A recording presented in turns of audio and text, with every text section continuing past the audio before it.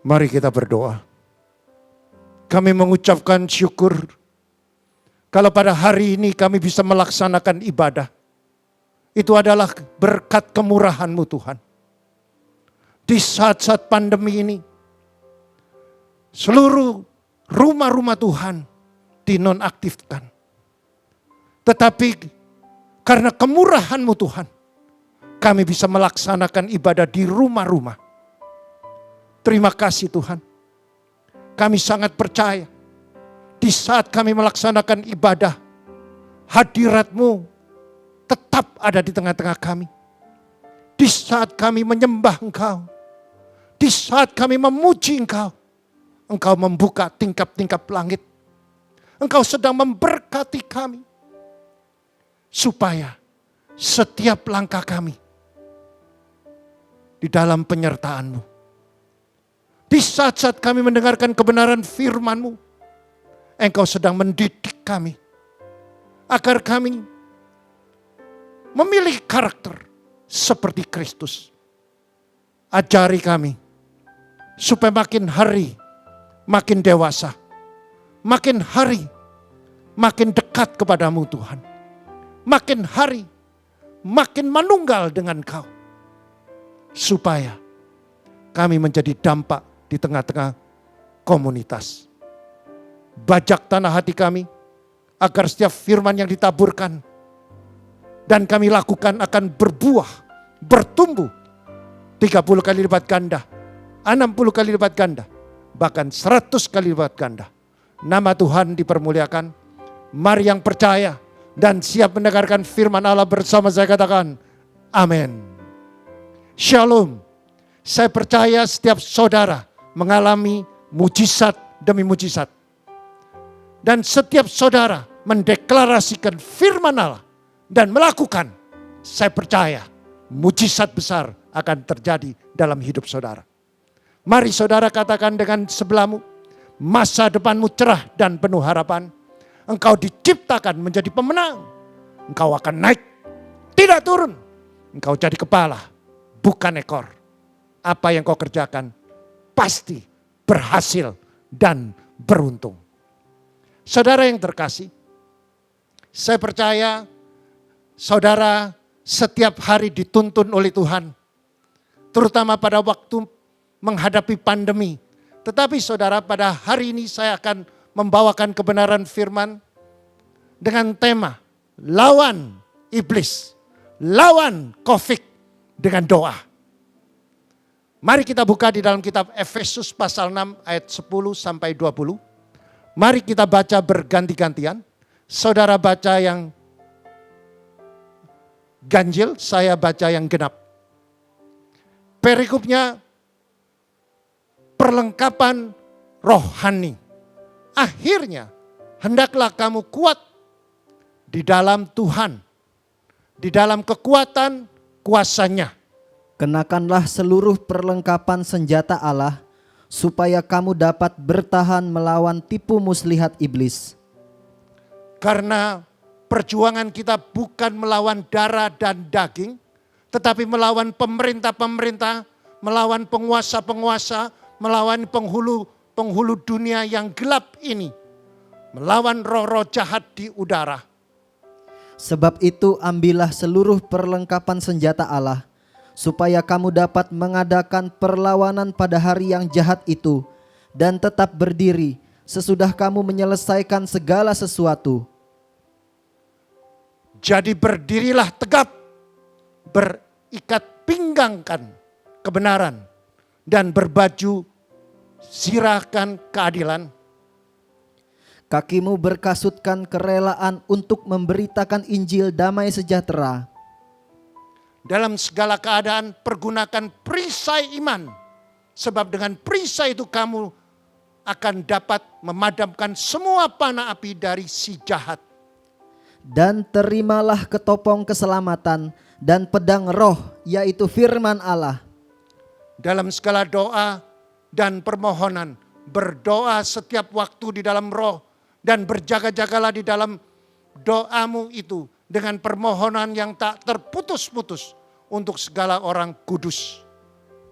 Juga untuk aku, supaya kepadaku, jika aku membuka mulutku, dikaruniakan perkataan yang benar, agar dengan keberanian aku memberitakan rahasia Injil. Yang kulayani sebagai utusan yang dipenjarakan, berdoalah supaya dengan keberanian aku menyatakannya sebagaimana seharusnya aku berbicara. Yang percaya firman Tuhan katakan amin.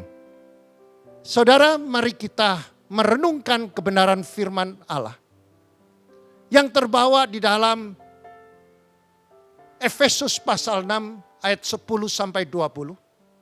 Itu adalah sebuah gambaran bahwa kita sedang berhadapan dengan musuh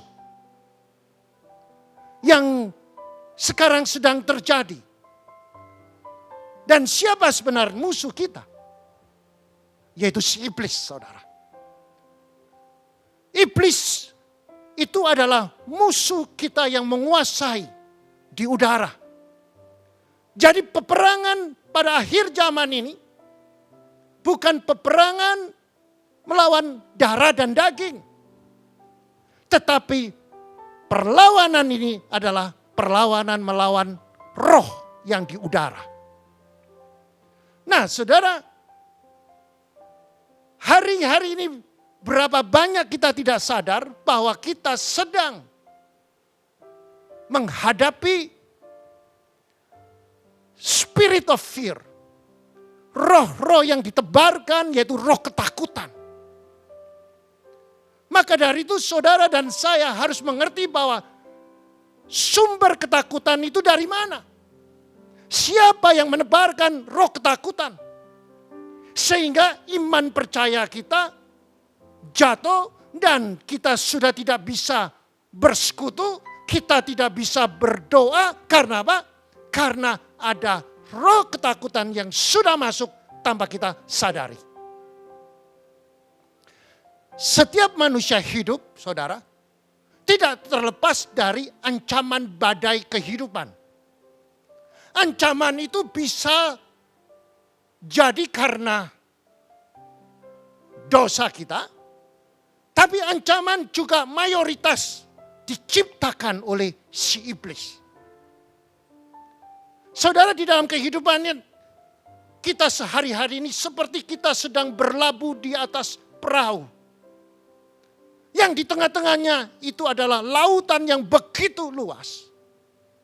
Dan badai itu datang dengan tiba-tiba. Dan tanpa saudara undang. Demikian pula kehidupan. Di dalam kehidupan saudara dan saya selalu ada tantangan. Selalu ada rintangan di dalam kehidupan. Dan tetapi saudara, hari-hari ini tantangan-tantangan yang kita hadapi mayoritas diciptakan oleh si jahat itu. Yaitu roh ketakutan. Maka dari itu setiap manusia hidup tidak terlepas dari ancaman badai. Badai kehidupan antara lainnya yang ditebarkan oleh si iblis, roh ketakutan. Mungkin saudara sekarang sedang menghadapi ketakutan masalah ekonomi saudara. Banyak orang mengatakan kamu tidak mungkin bisa bertahan. Perusahaanmu sudah tidak ada harapan lagi. Untuk membayar utang pun kamu sudah tidak mungkin. Mungkin sebentar lagi perusahaanmu akan dilelang. Roh ketakutan itu sudah ditebarkan di dalam kehidupan manusia pada akhir zaman ini. Mungkin perusahaanmu sedang mengalami kolaps. Mungkin pemasaranmu sudah drop. Mungkin engkau sedang tidak bisa membayar karyawan. Hutangmu sudah melebihi dari aset yang engkau miliki. Kebangkrutan sedang berada di ambang pintu. Saudara, mungkin juga saudara diserang oleh ketakutan. Dokter mengatakan penyakitmu tidak akan bisa sembuh. Penyakitmu sudah kronis. Kalau melihat laporan labnya, bahwa engkau sudah positif. Saudara, sekarang kita kalau mendengar kata-kata positif itu jadi takut. Berbeda kalau dulu positif itu kita menjadi semangat. Begitu kita mendengar ada laporan yang positif, COVID, semuanya tepar saudara. Imannya tepar, imannya roboh saudara. Kamu tidak bisa sembuh. Kamu sudah terpapar oleh COVID-19. Ditambah adalah ada komorbid. Apalagi kamu ada diabetes. Jantungmu bermasalah. Atau engkau ada asma. Saudara, ketakutan itu yang dibikin, direkayasa sedemikian rupa. Sehingga kondisi atmosfer bumi ini menjadi mencekam. Kota-kota menjadi mencekam. Dari satu kota ke kota lain, kita kalau melihat semua orang pada mengalami kekhawatiran dan ketakutan. Saya perlu sampaikan, definisi dari ketakutan adalah sebuah keyakinan diri di dalam diri kita bahwa tantangan yang sedang kita hadapi pasti akan mengalahkan kita. Dan tidak ada yang dapat kita perbuat. Itulah yang definisi ketakutan. Jadi kita dibuat takut dengan bayangannya kita sendiri yang mana belum tentu ketakutan itu bisa menaklukkan kita. Belum tentu karena ketakutan itu bisa membunuh atau membinasakan kita. Asal kita punya iman percaya. Asal kita mengandalkan Tuhan. Jangan pernah takut. Ketakutan dapat bermanifestasi dalam berbagai hal, saudara. Seperti gelisah, anxiety. Melihat, mendengar, saudara cemas. Melihat orang belum mengatakan sesuatu, kecemasan sudah menyerang saudara. Ada telepon berdering, saudara sudah cemas. Saudara sudah khawatir. Begitu melihat ada sesuatu yang aneh, saudara sudah stres. Saudara kehilangan harapan. Saudara mengalami depresi. Itulah ketakutan yang bermanifestasi di dalam kehidupan saudara. Jika saudara mengakomodir ketakutan itu. Mungkin hari ini kita sedang ketakutan akan sesuatu. Entah akibat hal yang terjadi di masa lalu. Atau kesalahan yang kita perbuat hari ini. Atau mungkin kekhawatiran kita untuk hari esok. Saudara, yang pasti jika kita biarkan roh ketakutan mencengkeram hidup kita, maka hidup kita akan didominasi oleh ketakutan. Lawan ketakutan dengan kebenaran firman Allah. Ketakutan itu akan menumpulkan atau melumpuhkan tujuan hidup kita dan mengikis iman dan percaya diri kita. Dan ketakutan itu mengambil sukacita kita. Di dalam kitab Yohanes pasal 10 ayat 10 dikatakan demikian. Pencuri datang hanya mencuri dan membunuh dan membinasakan. Jadi si iblis itu targetnya mencuri. Apa yang dicuri? Iman percaya kita. Dia mencuri. Setelah dia mencuri iman percaya kita, dia curi damai sejahtera. Dan damai sejahtera kita hilang. Iman kita sudah tidak ada lagi. Maka dia mulai, saudara, membunuh iman kita. Bagaimana cara membunuh? Jiwa kita, pikiran, perasaan, kehendak kita dibunuh. Pikiran kita ditebarkan oleh sifat-sifat yang negatif. Berita-berita buruk. ancaman, intimidasi. Sehingga pikiran kita dirubungi oleh ketakutan karena mengakomodir hal-hal yang negatif. Maka dari itu pencuri dikatakan datang hanya untuk mencuri, dan di akhirnya apa? Pikiran kita sudah dikuasai oleh roh ketakutan, maka dia tinggal tunggu waktunya. Saudara lumpuh, jiwa saudara lumpuh, pikiran perasaan saudara semua lumpuh, negatif. Maka saudara, tubuh saudara jadi lemah, tubuh saudara jadi sakit, dan saudara akan mengalami kebinasaan.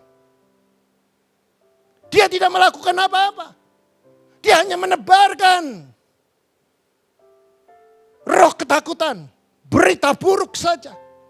Dia tidak berkuasa untuk membunuh saudara, tidak berkuasa. Tapi dia berkuasa hanya menakut-nakuti saudara.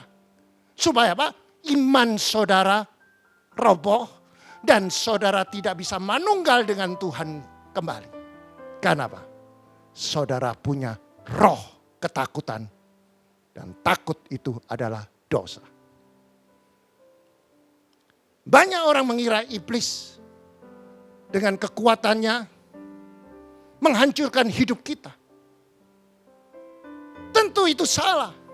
Iblis sudah tidak memiliki kekuatan karena Yesus sudah melucuti kuasanya. Iblis tidak punya kuasa, saudara. Mari kita buka di dalam kitab Kolose pasal 2 ayat 13 sampai 15. Kamu juga meskipun dahulu mati oleh pelanggaranmu dan oleh karena tidak disunat secara lahiriah, telah dihidupkan Allah bersama-sama dengan Dia sesudah Ia mengampuni segala pelanggaran kita. Dengan menghapuskan surat hutang yang oleh ketentuan-ketentuan hukum mendakwa dan mengancam kita, dan itu ditiadakannya dengan memakukannya pada kayu salib.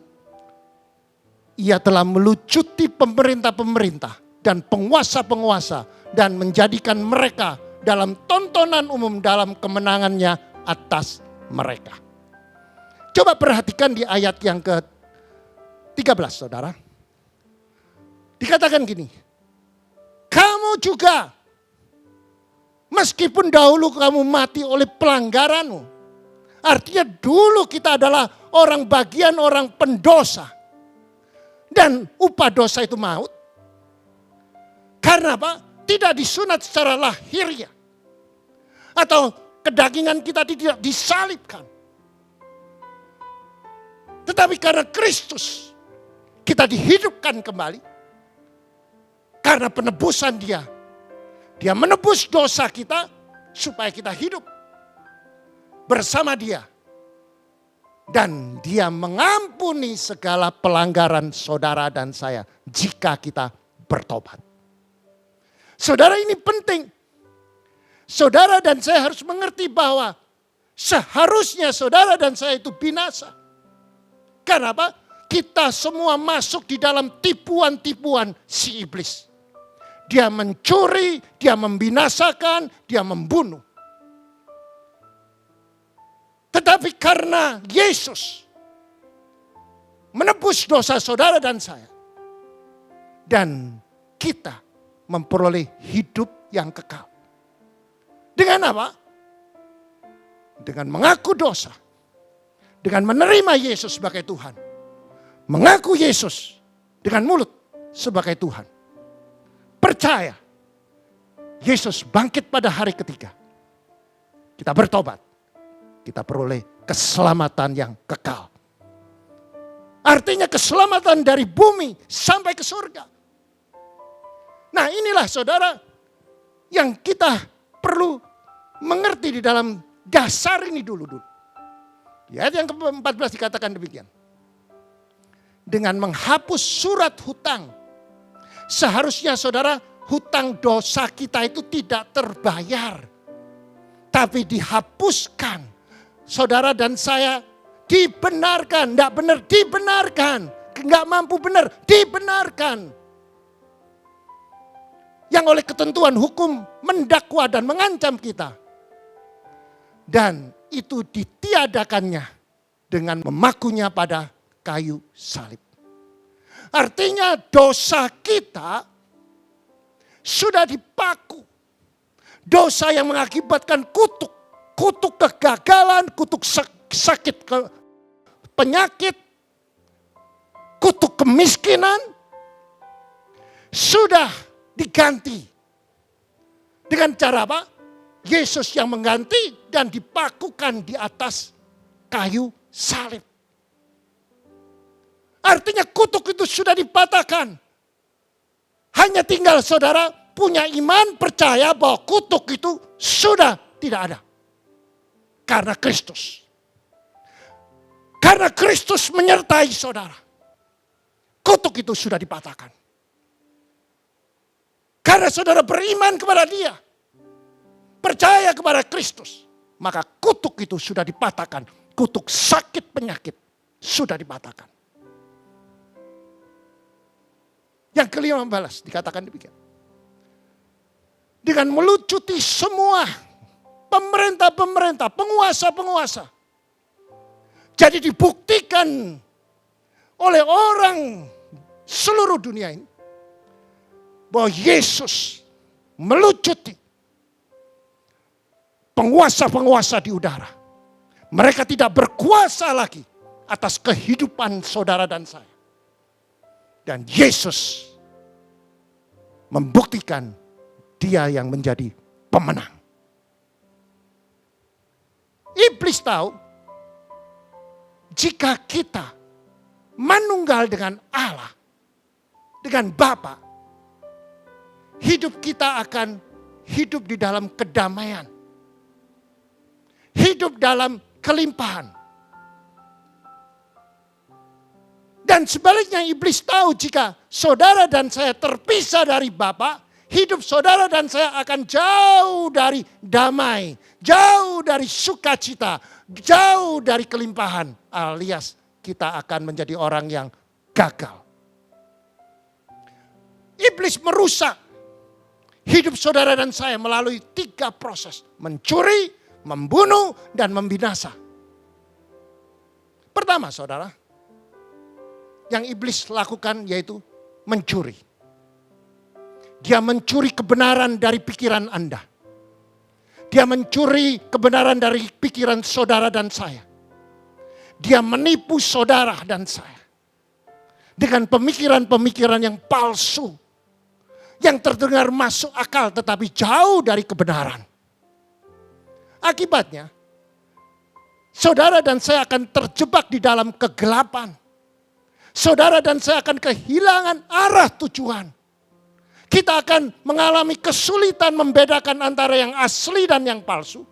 Antara yang benar dan yang salah. Yang kedua, yang iblis lakukan adalah membunuh. Setelah saudara dan saya kehilangan arah tujuan, dia akan membunuh jiwa kita melalui ketakutan dan kekhawatiran. Jiwa kita itu adalah pikiran kita yang diserang dulu. Dia singkirkan damai dan sukacita dari hati saudara dan saya. Sehingga apa? Kita mengalami stres dan depresi. Pikiran dan hati kita tidak bisa jadi tenang. Orang yang tidak tenang, dia tidak akan bisa berdoa. Orang yang tidak berdoa, orang itu tidak bisa manunggal dengan Tuhan. Yang ketiga adalah membinasakan tubuh saudara dan saya. Saat kita kehilangan arah, jiwa kita, pikiran kita dirudung oleh ketakutan dan kekhawatiran. Dan kita mengalami stres dan depresi. Akibatnya tubuh kita mulai sakit-sakitkan. Akhirnya saudara, kita tidak punya semangat untuk bekerja. Kita putus harapan. Dan kalau kita sudah putus harapan, kita miskin hikmat, miskin rohani saudara. Dan diakhiri dengan penderitaan. menderita karena gagal, menderita karena sakit penyakit. Jangan biarkan iblis menipu saudara dan saya lebih lama lagi. Sudah waktunya kita bangkit. Lawan iblis dengan firman Allah. Lawan iblis dengan doa. Ciri-ciri orang yang sedang tertipu adalah orang tidak menikmati janji Tuhan. Satu-satunya cara untuk menelanjangi tipu daya iblis adalah mengenal Yesus dan kebenarannya. Tidak ada cara lain. Kita perlu berakar di dalam kebenaran firman. Kita perlu manunggal dengan Kristus. Kita perlu mengerti bahwa kita harus menempel, melekat kepada Kristus. Bagaimana kita bisa mengalahkan raksasa ketakutan? Mengalahkan rasa ketakutan bukan dengan daya tahan saudara yang kuat. Mengalahkan raksasa ketakutan ini harus saudara mengenal caranya Tuhan. Firman Tuhan mengatakan lawan si iblis. Artinya serang. Penyerangan. Jadi pertahanan yang paling kuat adalah menyerang. Serang si iblis dengan firman Allah. Firman Allah yang didasari iman percaya kita kepada Kristus. Maka ketakutan itu akan sirna. Dan tidak hanya ketakutan itu pergi. Kita memiliki keyakinan bahwa Yesus yang kita sembah jauh lebih besar dari raksasa ketakutan itu. Dan kita pasti bisa mengalahkan kuasa ketakutan ini. Ada 5 langkah untuk menaklukkan roh ketakutan. Yang pertama saudara, kuat dalam Tuhan Yesus. Apa artinya kuat di dalam Tuhan Yesus? Saudara, artinya kuat di dalam Tuhan Yesus bahwa setiap saudara dan saya harus mengakar kepada Kristus. Yang pernah saya gambarkan seperti pohon korma. Dan pohon korma itu saudara, dia mengakar sampai ke dalam mungkin puluhan meter. Saudara, orang yang kuat dalam Tuhan Yesus digambarkan seperti pohon korma. Dan pohon korma itu melalui proses. Artinya saudara, waktu benih dari korma itu ditanam, dia harus mengalami tekanan. Dia ditindih oleh batu yang besar. Artinya benih itu harus ditanam dengan tekanan saudara. Maka dari itu tekanan itu membawa benih itu memunculkan akar. Bukan ke atas, tapi ke bawah. Di dalam bawah tanah itu dia harus menembus. Dia mencari mata air. Berpuluh-puluh meter dalamnya. Dia harus menembus batu, dia harus menembus tanah-tanah yang keras, tanah yang tandus. Sampai dia mendapatkan mata air. Dia harus melewati akar mungkin. Ada akar-akar yang menghambat, yang akar busuk. Dia harus lewati. Sampai dia menemukan mata air. Dan mata air itu saudara, sudah didapatkan, dia hirup. Dan dia akan naik menjadi tunas. Benih itu menjadi tunas. Dan dia menembus batu yang menindih benih korma itu. Nah saudara, kuat di dalam Tuhan itu digambarkan pohon korma yang begitu kuatnya karena dia mengakar. Dan dia melebar, dia mendalam. Dan dia diakhiri dia naik ke atas. Sampai setinggi-tingginya. Dan pada waktu dia menghadapi badai. Korma itu ditiup oleh badai. Ditiup oleh angin. Dia menunduk. Tapi dia tidak roboh, saudara. Pohon-pohon yang lain mungkin roboh. Beringin bisa roboh karena badai. Karena akarnya tidak masuk ke dalam.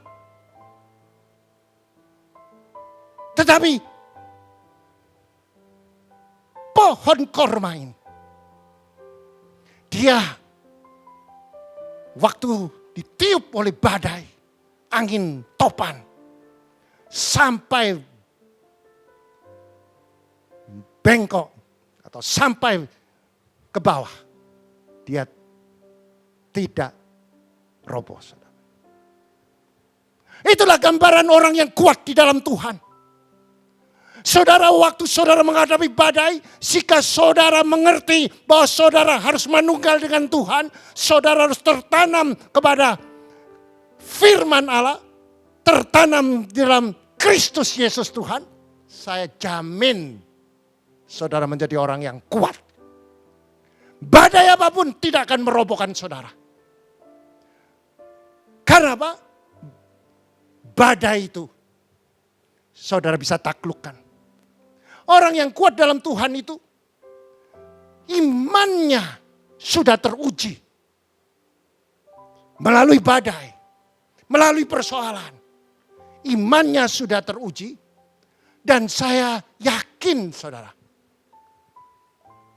Orang yang sudah melewati badai ini, dia akan manunggal dengan Tuhan.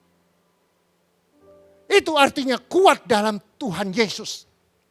Imannya tidak berubah hanya kepada Kristus. Karena apa? Dia mempunyai pengalaman pribadi menghadapi badai bersama Yesus. Yang kedua, saudara, mempersiapkan dan menggunakan seluruh senjata Allah dengan membangun mesbah keluarga. Saudara, iblis sedang merancang untuk memisah-misahkan kita. Dengan roh ketakutan supaya kita tidak bisa berdoa. Dengan roh ketakutan kita tidak bisa bersekutu. Dengan roh ketakutan kita tidak bisa berkerumun. Kita tidak bisa bersekutu bersama berdoa. Tapi saya perlu sampaikan, iblis salah hitung. Walaupun kita tidak bisa berdoa bersama di dalam satu kelompok. Tapi kita bisa berdoa secara virtual. Hadirat Allah ada di tengah-tengah kita. Maka dari itu saudara, kita harus mempersiapkan, kita menggunakan senjata Allah dengan membangun mesbah. Dimulai dari mesbah keluarga kita. Jangan sampai kita terpisah. Jangan sampai kita terpisah karena roh ketakutan, kita tidak bisa berdoa bersama-sama. Kita tidak bisa menyembah bersama-sama. Kita tidak bisa mendengarkan firman bersama-sama. Kita tidak bisa beribadah di dalam keluarga bersama-sama. Mesbah itu bicara tentang doa. Doa bicara tentang hubungan antara saudara dengan Tuhan. Puasa bicara tentang penyangkalan diri. Mengalahkan kedagingan kita. Pujian itu mengagungkan. Menyembah adalah jembatan. Bagaimana kita bisa manunggal dengan Tuhan. Iman percaya itu perlu dieksekusikan melalui melakukan kebenaran firman. Maka tipu muslihat iblis tidak akan bisa mengalahkan kita. Lawan tipu muslihat iblis dengan doa, dengan puasa, dengan pujian, dengan penyembahan, dengan iman percaya. Saya percaya saudara sedang mempersiapkan kemenangan demi kemenangan. Yang ketiga, saudara, berdiri tegap, berikat pinggang kebenaran dan keadilan. Saudara, berdiri artinya saudara, kita perlu bangkit, saudara. Mari kita baca di dalam kitab Efesus pasal 6 ayat 14. Jadi berdirilah tegap, berikat pinggang kebenaran dan berbaju zirakan keadilan. Kebenaran di dalam bahasa asli aletheia artinya kejujuran. Di dalam kehidupan ini tidak ada lagi kebohongan, tidak ada lagi dusta dan kemunafikan. Hitam adalah hitam, putih adalah putih. Tidak ada toleransi tentang kebenaran. Dan keadilan artinya jaga perilaku kehidupan kita dengan barometer kebenaran firman untuk dilakukan. Saudara, introspeksi saudara. Maka dari itu setiap saudara sudah introspeksi, maka saudara tahu di mana kelemahan saudara. Yang keempat, beritakan Injil, bersaksi. Kalau saudara beritakan Injil artinya saudara bukan orang yang egois. Saudara menjadi orang Kristen yang tidak egois dengan membuktikan saudara memberitakan kabar baik. Yang seharusnya orang di sekitar saudara binasa karena Injil mereka diselamatkan. Itulah iman yang sejati. Iman yang teguh. Iman yang teruji. Melalui pengalaman dan bersama Yesus menaklukkan badai. Sehingga saudara menjadi orang yang kuat. Yang kelima, saudara, lawan iblis dengan berjaga-jaga dengan doa dalam roh dan kekudusan. Saudara bisa melawan iblis dengan firman dan harus didasari oleh kekudusan. Jaga kekudusan. Jangan ada kedagingan dalam hidupmu. Saya yakin kalau saudara jaga kekudusan, maka saudara akan menaklukkan si iblis. Saudara akan menaklukkan roh ketakutan. Saudara akan bangkit. Saudara akan mengalami kuasa mujizat Tuhan. Yang sakit sembuh. Yang mengalami krisis ekonomi akan dipulihkan. Engkau akan naik. Tidak turun. Apa yang kau kerjakan pasti berhasil. Setiap saudara yang mengangkat tangan, Tuhan jamah. Jamah, jamah, jamah. Pulihkan. Pulihkan. Dalam nama Yesus. Pulihkan. Setiap istri tumpang tangan atas suamimu. Jadilah imam yang bijaksana. Mengasihi istri dan anak-anakmu seperti Kristus mengasihi jemaat. Diberkati setiap langkahmu. Diberkati kesehatanmu. Diberkati seluruh aspek hidupmu. Diberkatilah pelayananmu, kerohanianmu. Kau naik tidak turun. Kau jadi kepala bukan ekor. Apa yang kau kerjakan pasti berhasil dan beruntung. Setiap suami tumpang tangan atas istrimu. Berkati istrimu. Jadikan penolong yang sejati. Berkati kesehatannya. Berkati seluruh aspek hidupnya.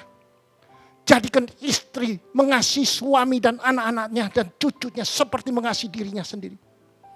Berkati. Jadilah istri yang tunduk bagi suami. Mengasihi seluruh keluarga seperti mengasihi diri sendiri. diberkati seluruh aspek hidupmu. Jika engkau bersama anak-anak saudara, suami istri tumpang tangan atas anak-anak saudara. Jadikanlah anak-anak ini anak yang takut akan Tuhan. Karena firman Tuhan mengatakan kerendahan hati dan takut akan Tuhan ganjarannya kekayaan, kehormatan dan kehidupan. Berkati rumah tangga mereka. Berkati rumah tangga jemaat House of Glory. Jadikan mereka terang yang ajaib. Jadikan mereka jemaat yang diberkati. Diberkati kerohaniannya. Diberkati rumah tangganya. Diberkati kesehatannya. Diberkati seluruh aspek hidupnya. Damai dari Kristus menyertai. Nama Tuhan dipermuliakan. Dalam nama Yesus. Jadikan setiap jemaat pelaku firman. Nama Tuhan dipermuliakan. Dalam nama Yesus kami berdoa. Haleluya. Amin. Mari angkat kedua tanganmu. Jika engkau mendengarkan firman dan melakukan, tidak menyimpang ke kiri dan ke kanan, maka Tuhan akan buka tingkap-tingkap langit. Diberkatilah rumah tanggamu, diberkatilah kesehatanmu, diberkatilah suamimu, diberkatilah istrimu, diberkatilah anak cucumu, diberkatilah kedua orang tuamu, diberkati kedua mertuamu, diberkatilah sanak saudaramu, diberkatilah usaha pekerjaanmu, diberkatilah para janda-janda, diberkatilah seluruh aspek hidupmu. Kau akan naik, tidak turun. Engkau jadi kepala, bukan ekor. Apa yang kau kerjakan pasti berhasil. Damai dari Kristus menyertai. Terpujilah kiranya nama Bapa, Putra, dan Roh Kudus. Dalam nama Yesus kami berdoa. Mari yang percaya bersama saya katakan amin.